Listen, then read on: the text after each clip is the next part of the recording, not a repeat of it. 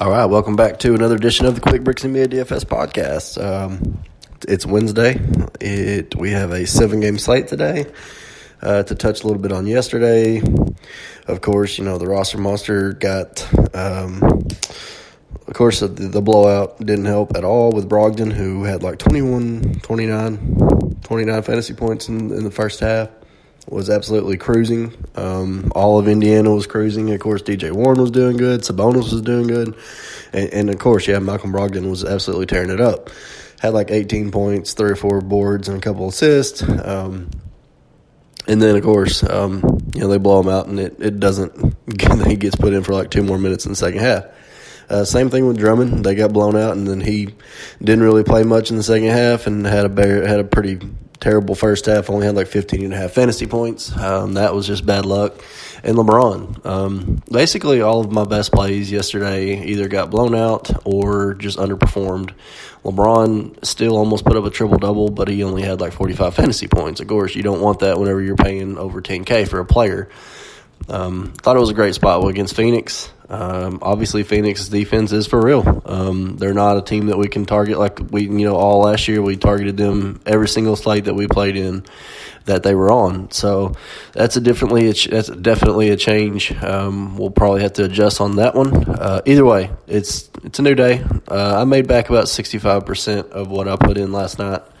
It was a weird night, like I said. Had a lot of other, the Bogdan chalk went off. He scored like 50-something fantasy points. The obvious spots, as far as like Corey Joseph, he didn't really do anything. Had like 18 fantasy points. But a lot of the other obvious spots did well. And some of those I tried to fade because I knew people were going to be on them. Either way, it's fine. New day. Let's go. 7 games today. A lot of games without lines here as well. We got a lot of back-to-backs. So it'll be very, very noteworthy to monitor all the situations. I think Anthony Davis is going to sit, which I'll go ahead and say this right now. Tonight's pricing is absolutely horrendous. Kyle Kuzma at 4.1, knowing that Anthony Davis is likely going to sit on this back-to-back is just absolutely nuts. But at the same time, I'm pretty sure Vogel said last night that he wants AD and LBJ to play both games. So maybe AD doesn't sit. Still yet, it's terrible pricing on Kuzma, who put up 31 fantasy points last night in 25 minutes at 4.1K. There's a couple other bad pricing that we'll talk about. But either way, I think it's going to be a very high-scoring night. So if you are not into that sort of thing, I would say you might want to sit this one out. So, as usual, we will go ahead and start with the games, talk about the lines, talk about spreads, and we'll talk a little bit about the pace. 76ers at the Magic, 76ers on a back-to-back here. It'll be interesting to see if they play Embiid. I know he played a lot of back-to-backs last year, but with all this load management crap coming into play, this year, it'll be interesting to see. Simmons, of course, played, didn't have that great of a night. So, it'll be interesting. Al Horford should be back after his planned day off. So, they'll get back Al Horford. Embiid be one to watch for. Obviously, there's no line on this one, and nobody on the Magic is hurt or looking to rest. So that's the one you want to monitor. Watch for Embiid. Simmons, maybe he might even be rested since, he did just come off injury with that shoulder. However, Philadelphia ranked 12th in terms of pace at the moment. Orlando ranked next to dead last at 29th. So that's not a game that I would absolutely love to target. I do like a few pieces. Grizzlies at Hornets. This is a game that obviously we're going to want to target here. Charlotte minus 1.5 here at home. A 220 total. Third highest total on the board at the moment. Memphis ranked 6th in terms of pace. So right there outside of the top 5. We know that. Memphis loves to run fast. And Charlotte is ranked 19th. So this is a pace-up spot. Decently pace-up spot for Charlotte. And obviously both of these teams are not that great on defense. So this will be a good one to target. Wizards at the Celtics, Boston minus 9 here with a 226 total. So you got the Celtics almost a 10-point favorite at home here. Allergies are terrible. You have Boston here as a 10-point home favorite, and the total is 226, which is the second highest total on the board. Interestingly enough, Washington runs with the 7th-ranked pace in the NBA. Boston is kind of mid-pack right now with the 18th ranked. But this is a decently pace-up spot. But Boston is one of those teams that can control the pace. They're a decently defensive team. They have a great coach. They have a nice rotation. And obviously, if Marcus Smart can take out Washington's best player, I'm not loving Washington. However, it will be noted that I would probably recommend doing a GPP contrarian stack of Washington because they have some decent spots too. And it just so happens that they can stay in this game. They did score 312 combined points with the Rockets, but that's a totally different story is in terms of defense. So it's interesting. It's a high total, but it's also a high spread. So it takes a lot of risk, but a lot of people are not going to go there for that reason. They'll either probably play Boston or they'll probably not play anything in this game, is my guess. So that's kind of my outlook on the Wizards, Celtics, Clippers at Rockets. Probably the one that everybody's going to want to play. There's no line on this game. Waiting to see, I'm really not sure who they're even waiting on. Excuse me.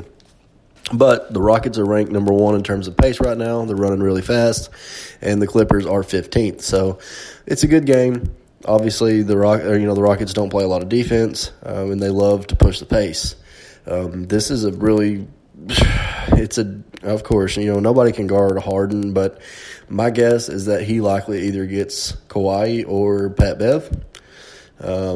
Russell will get the other probably. I don't see Kawhi guarding anybody else on this team.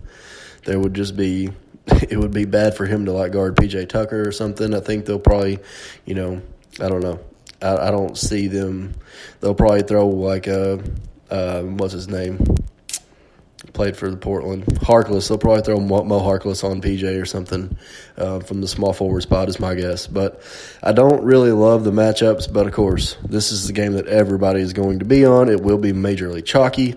So take that as you want. Spurs at T-Wolves, Minnesota -2, 225 total. Highest one on the board at the moment. This is a game that you want to target, obviously. We know the T-Wolves have been running a lot of pace. They've been playing pretty decent. The Spurs have also been running with decent pace. T-Wolves are ranked 4th in terms of pace. Spurs ranked 16th. So they're kind of mid of the pack.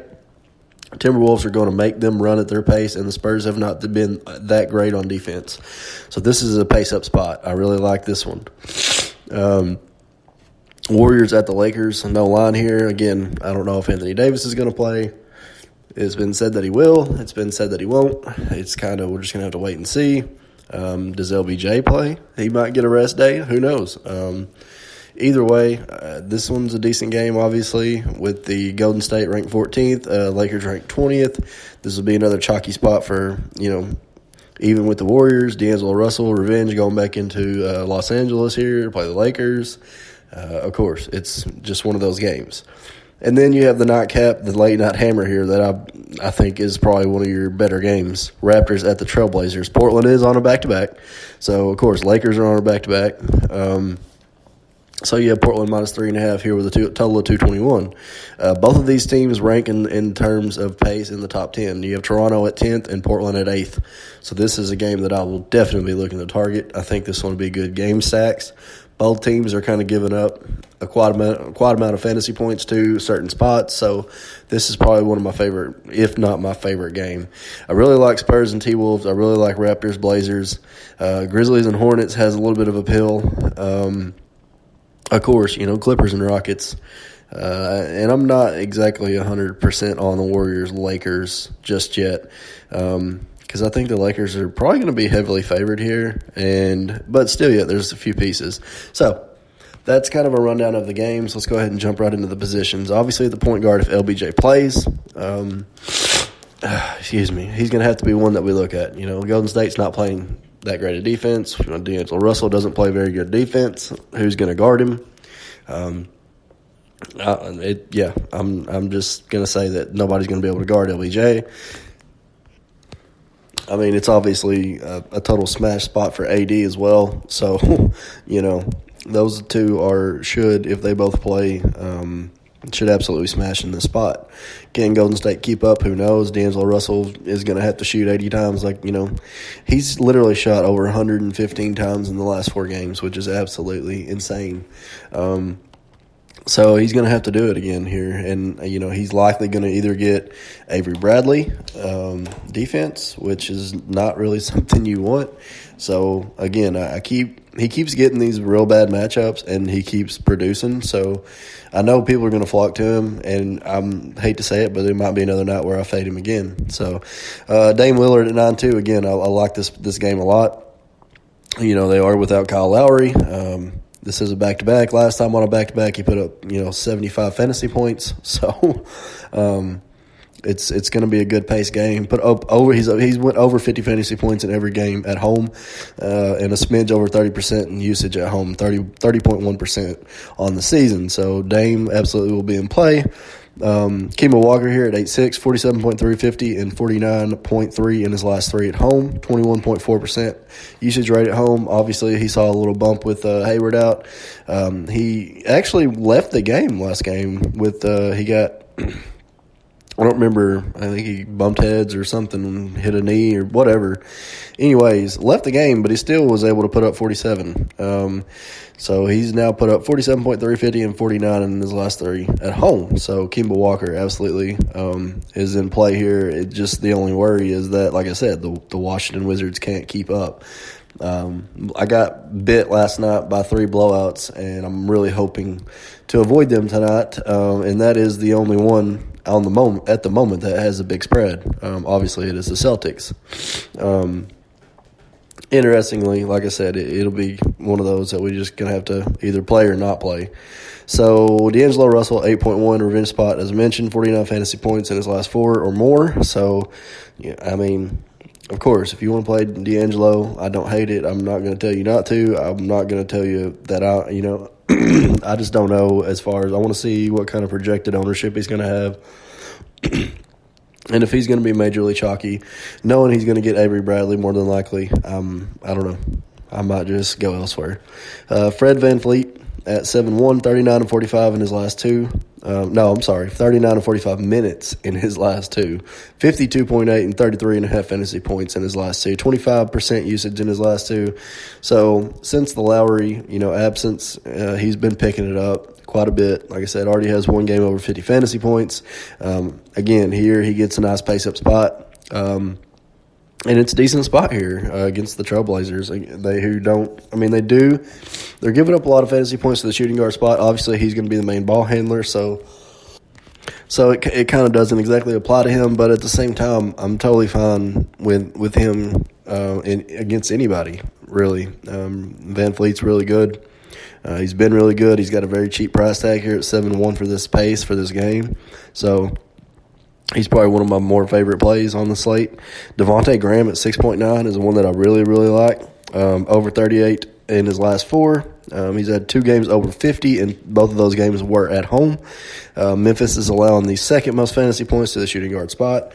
Devontae's going to come off the bench. He's going to play a lot. He's going to play lots of minutes, and he's been playing really well. He's right a smidge under 7K, so he's very affordable. This is a game, like I said, that should have decent pace, and that I don't see a blowout happening, obviously, because you only have Charlotte as a 1.5. You actually have Charlotte here, who's favored at home over the Grizzlies. So this is a game that I really like, because, again, I said that already, but Devontae Graham is probably one of my favorite plays in that game. IT3 at 4.9, you have the Boston revenge match here, if you're into that sort of thing. He hasn't really been putting up a lot of fantasy points since he's been starting. He was really doing well off the bench. I think he kind of had a chip on his shoulder and wanted to prove himself. And then now that he's got the starting role, he's kind of just like, meh. So 24 more minutes in his last 2 of 3. Bill should likely get Marcus Smart. So that's something that could actually gravitate to IT3 here and make him the leading scorer, and the leading guy. If you've been paying attention, Marcus Smart has been absolutely shutting down folks. He's been guarding the team's best players. And I hate to say it, but Brad Beal is Washington's best player by far. So, needless to say, Marcus Smart is going to be on Brad Beal.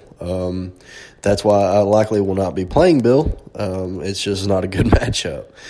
Derek White at 4.7, 29 minutes, 28.8 fantasy points in his last game. We know that Murray is still on a minutes count. And, Derek White has been fluctuating between that 21 to 29 minute range within those games, depending on how much he plays. So, Derek White, I'm totally fine with in that matchup there with T-Wolves, who don't exactly guard the point guard spot well. They actually are pretty bad at it. So, Derek White, I think, is fine in tournaments for sure. Shooting guard, James Harden at 11-7, of course. Like I said, I think he's either going to get Kawhi or Pat Bev. It doesn't really matter. People are still going to play him. I'll probably still play him at home.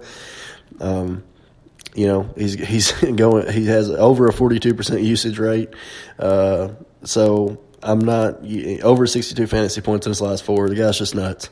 Wiggins at 7.9 had his price jump up 200 here.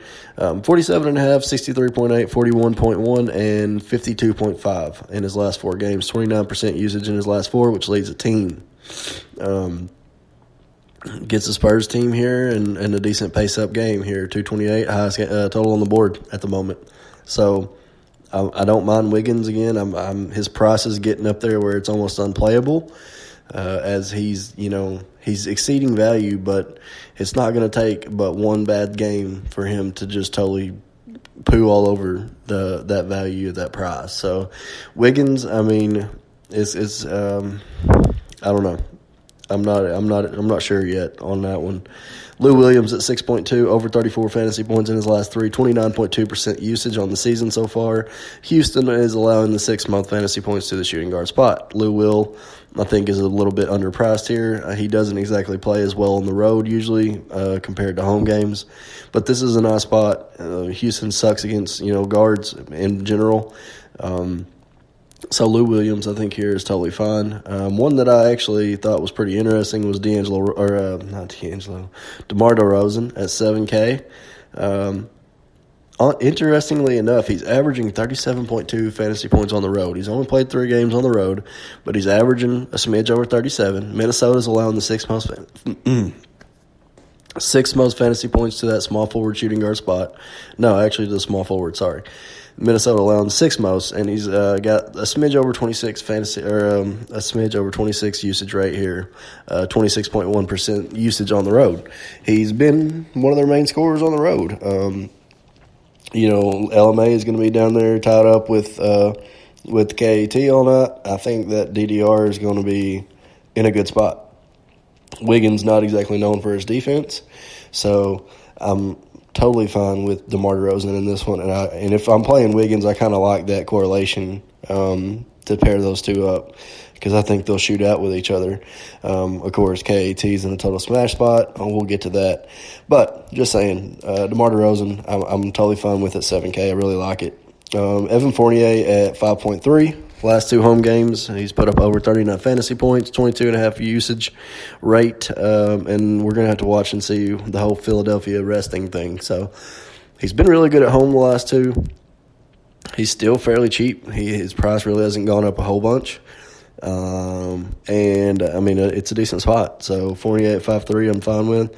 Dylan Brooks at 4.4, 35 minutes last game versus San Antonio, 32 fantasy points. He is a volume shooter. You just kind of got to take the good with the bad with him. If he has a good game, he's going to score you a lot of points. If he doesn't, he's not. He's if you catch him on a ceiling game, like I said, he can put you over 30 fantasy points and make your lineup look really good. If he's not shooting well, of course. But they're playing the Hornets on the road. Charlotte is not that good on defense. So I'm fine with him at 4.4, especially in tournaments. Last but not least, Ben McLemore at 3.1 looks to be starting for the Rockets today at 3.1K. I'm not sure that's 100% confirmed, but I saw a report about that yesterday. So that's something you might want to watch for. It could be a little bit of a free square. Small forward, again, both nights in a row now, the small forward has totally dipped off because most of them are either in the shooting guard, in DraftKings, or in the power forward. So that makes that list just really small. I've got five players on this list. And it starts with Jaylen Brown at 7-3. 45 or more in his last two, 32 minutes or more in his last three. We know that Washington doesn't have that great a defense. They don't really play defense at all. And Jaylen Brown has been an absolute monster. And Gordon Hayward is still going to be out for a while. So he's likely to get start, likely going to see lots of minutes, and have really good usage.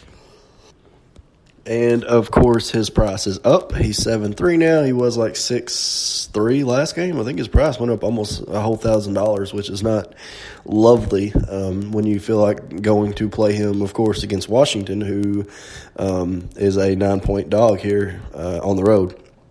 So something to keep in mind. Jonathan Isaac saw his price go down 500. He's 6.2 against Philadelphia. In a decently pace-up spot here. Philadelphia ranked right outside the top 10 in terms of pace at 12th. Orlando is going to have to play up here. So this is a decent spot that I like for Isaac here at 6.2K. We know he's got the upside, over 42 fantasy points in his last 2 of 3, had a 52-pointer in there. I'm totally fine with Jonathan Isaac at home here at 6.2. I actually really like that price. Norman Powell at 4-9, 29, 26, 37 minutes in his last 3. OG is out too now. So Toronto is having to play a lot of people. 24.5, 27.3, and 25.5 fantasy points in his last 3. Portland is allowing the 5th most fantasy points to the small forward spot. I like this game again. I will have some stacks of this game. I like a lot of the Toronto players. I like the backcourt, of course, for the Blazers. More so Dame. I'm not exactly in love with CJ, but it's a good game. So Powell is in play at 4.9. Miles Bridges at 4.9. Last 3 at home, 28, 34.5, 24. Memphis ranks 7th. Memphis is allowing the 7th most fantasy points to the small forward spot. I think this is an interesting spot, and I don't think a lot of people are going to go there. I think he flies under the radar a little bit under 5K here. I'm totally fine with that price. We know that it's going to be a pace up spot here for Charlotte, and it's got a decently high total at 220, and it's relatively going to be a close game per the spread. So I'm totally fine with Miles Bridges, and I actually kind of like it quite a bit as he's been playing a lot better at home compared to the road. So Miles Bridges is in play. Kent Bazemore at 4.4 if Rodney Hood happens to be out once again. He was kind of not a late scratch last night. He was questionable all day, and then it looked like he was probable. I got word that he was probably going to play, so I didn't even look that way. And then, of course, he doesn't play again. Obviously, his condition of back spasms worsened, and he ended up sitting again. Well, Bazemore played another 34 minutes and put up 22 or 25.5 fantasy points in that absence. So he's now played over 33 minutes in his last 2. He's now put up 25.5 and 31.5 fantasy points, and Toronto is allowing the 3rd most fantasy points to the small forward spot. So another a piece of that game that, of course, I will be looking to play. If Rodney Hood plays, obviously I think you got to look his way as for that same reason. Toronto allowing really good points to the small forward spot. So I'll be looking at either one of those guys come that game. Let's move over to the power forward spot. Kawhi at 9.7, don't really need to talk about it. You're going to play him. Anthony Davis at 9.4 if he plays. This is, like I said, is a total smash spot. We've been targeting Golden State in the center and power forward spot here for the last few games, and it's been paying off very handsomely. He's put up over 50 fantasy points in his last 3. He's 9.4, so that's value. Of course, you want more, and he could actually absolutely get 60-plus in this game if he plays all game. Again, another part of that Portland Trailblazers and Raptors game with Pascal Siakam, probably my favorite power forward other than AD. Over 51 in his last 3 of 4. Who's going to guard him? Hazonja? I don't think so. Portland not most of the power forward spot. A little bit over 27% usage in his last 4 with 27.2. Again, he's going to have to carry the load.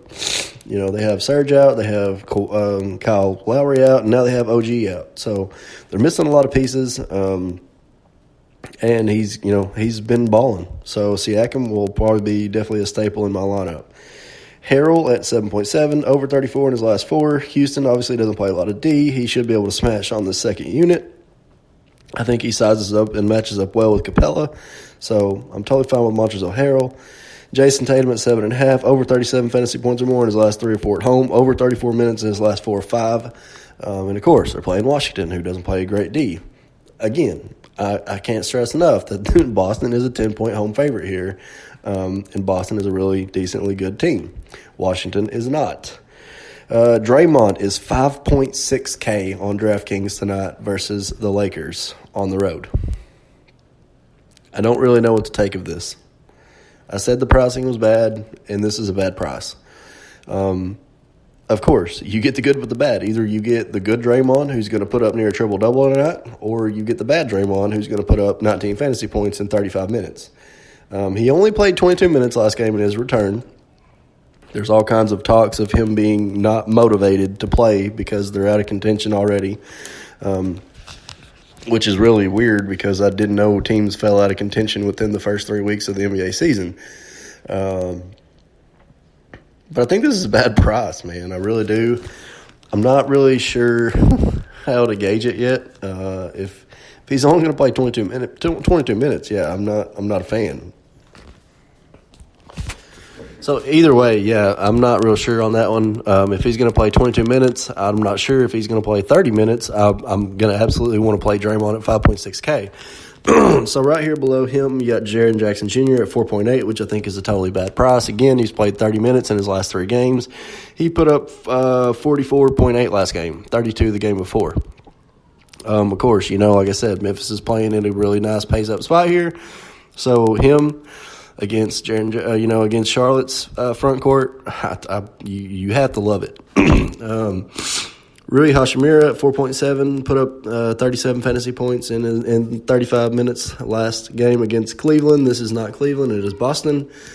Rondé Hollis Jefferson at 4.5. This is a really good one, I think, because obviously it's a part of that game stack that I want, and the fact that he played 29 minutes last game in the absence of OG.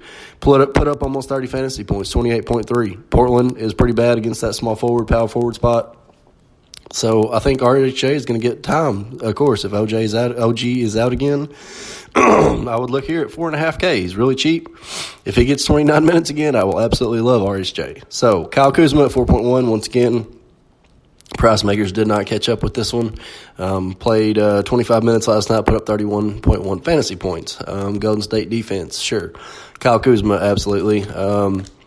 Trying to wrap this up because it's already been 27 minutes and I got to get ready for work. So, center spot, Karl Anthony Towns, absolutely smash spot at 9.3. We'll have lots of him, maybe 100%.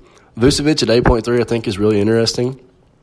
It's very contrarian against Philadelphia here. Even if Embiid plays, I think it's even better. Back-to-back 50-plus fantasy points game at home, in his last 2 at home, sorry. And, yeah, I'm totally fine with the price on Vucevic here. Capella at 7.4, 44, 52, 57 fantasy points in his last 3. We know the Clippers are not that great versus the center spot. Harrell's a little bit undersized, but I think this is a great matchup for both of them. Capella's been balling lately. It's obviously going to be – I thought he was going to be very chalky last time, and then he wasn't. I would expect a lot of the Harden correlation, but it wasn't there. People just played a lot of naked Harden, so tonight I'm not really sure that'll be the same case, but if it is, Capella at 7.4 I'm totally fine with. Thomas Bryant, 6.5K, 38.3, 41.5 in his last 2, 34 more minutes in his last 2.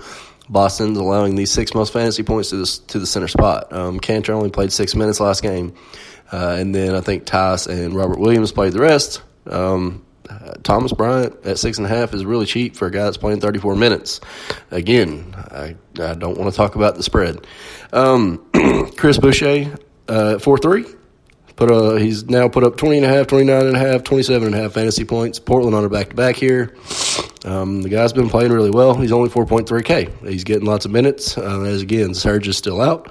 I have Valanciunas here at 6K versus San Antonio, or Charlotte, of course, as my last little note. I think he put up like 39 fantasy points last game, but he's just so inconsistent. We don't know how many minutes he's going to get. And, of course, in a pace-up spot where Charlotte's going to probably run a lot of small ball with P.J. Washington, I don't really love it. And I don't love him at that price because they'll probably go small with like Brandon Clark and Jaren Jackson Jr. That's why I like Jaren Jackson Jr. quite a bit at his 4.8 tag. So I'll probably not go there, but just wanted to make a note. All right, so It's been roughly under 30 minutes. Hope you guys enjoy your Wednesday. I will talk with you guys later.